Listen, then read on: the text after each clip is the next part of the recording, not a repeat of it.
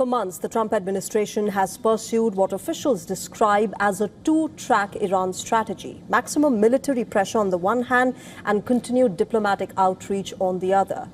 The logic has been simple: make the cost of defiance unbearable for Tehran while keeping the door open for negotiations. The White House had believed that military coercion could strengthen America's bargaining position without dragging the United States into another prolonged West Asian war. But clearly, that strategy is now under increasing scrutiny. It is being questioned, even rejected completely. In fact, Trump has said that the U.S. agreed for more Iran talks despite the ceasefire being over, and a Qatari delegation is in Iran at the moment. But despite repeated military strikes, sweeping economic sanctions and back-channel diplomacy, Washington has yet to secure the broader agreement that President Trump has long sought. Instead, the region remained caught in a familiar cycle of escalation, retaliation, and uneasy diplomacy. And that raises an important question. Can coercion create the conditions for compromise, or does it end up making compromise politically impossible? Well, according to senior American officials quoted in multiple media reports, Washington still believes that sustained military pressure combined with diplomatic engagement offers the best chance of compelling Iran back to negotiations while avoiding a full-scale conflict. So that is why you see President Trump threatening harder strikes again and again. In fact, on Thursday this week, here's what he had said. We just hit them very hard. And I say we hit them 20-1. Every time they hit us, we're going to hit them 20. And we did it last night. They did a little something today, but it was really retribution for last night. They hit actually 3 boats, not 2. And when they hit, we hit back much harder. But this calculation is now being tested more than ever. You see, the Trump administration's approach rests on 3 pillars. The first one is military deterrence. The second, crippling economic sanctions. And the third is diplomacy, but only if Iran agrees to negotiate from what Washington calls a position of weakness. The White House believes the combination of these changes Tehran's cost-benefit calculation. But here's where the strategy becomes complicated. Military strikes can certainly impose costs. They can degrade capabilities, destroy infrastructure, and demonstrate resolve. What they cannot always do is change political intent.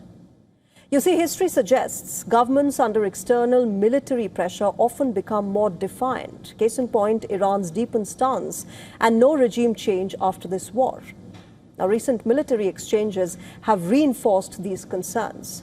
President Trump has warned Iran against further attacks on American interests, and he's authorized additional military action after renewed regional tensions.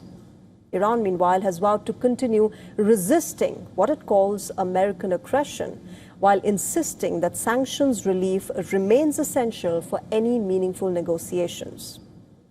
Now, amid this, diplomatic contacts have not completely stopped. Remember, technical discussions between American and Iranian representatives have continued despite the recent military escalation, a sign that neither side has entirely shut the diplomatic door. There are many ways we can win, but we've already won militarily. They have very little left, and they want to make a deal so badly. They called a little while ago, they want to make a deal so badly. I just don't know if they're worthy of making a deal. I don't know that they're going to honor the deal. That's the problem. They're sort of crazy. They're a little bit out of control, but they want to make a deal badly.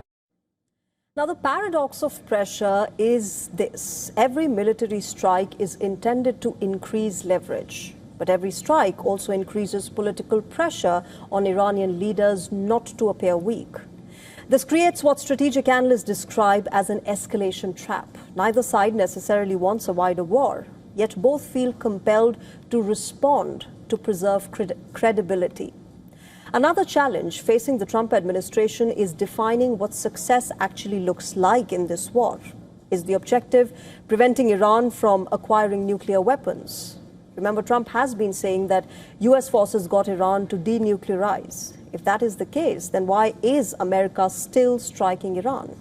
Second, is it forcing Tehran to dismantle its missile program? Remember, since February, when the war began, Trump's version of the objectives of this war have changed multiple times. So if not military and diplomatic pressure, does Donald Trump have a plan C in the Iran war?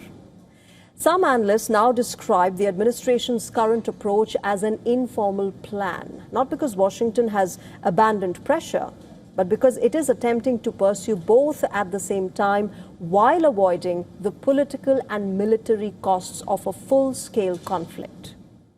In effect, the administration appears to be betting that calibrated military pressure, carefully managed escalation, and on and off diplomacy can eventually produce a better negotiating position.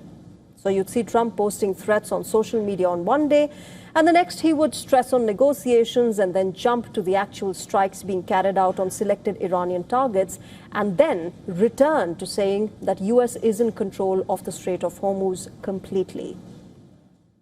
We hit, it's what we use their language, we speak their language. No, I don't think so. I think anything that happens is going to be over very quickly, and we'll only make it safer, including for oil. Oil is going to be very free, very easy, and it's going to happen very fast. We have the Hormuz Strait, the boats have pulled out. I mean, there's a gusher of oil right now. We have a lot of oil.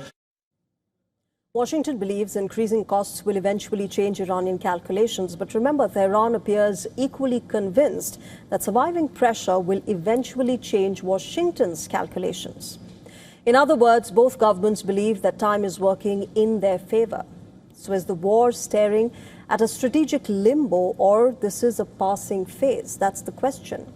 While political settlements take years, Washington is still searching for a strategy that can turn the battlefield leverage into lasting diplomatic success.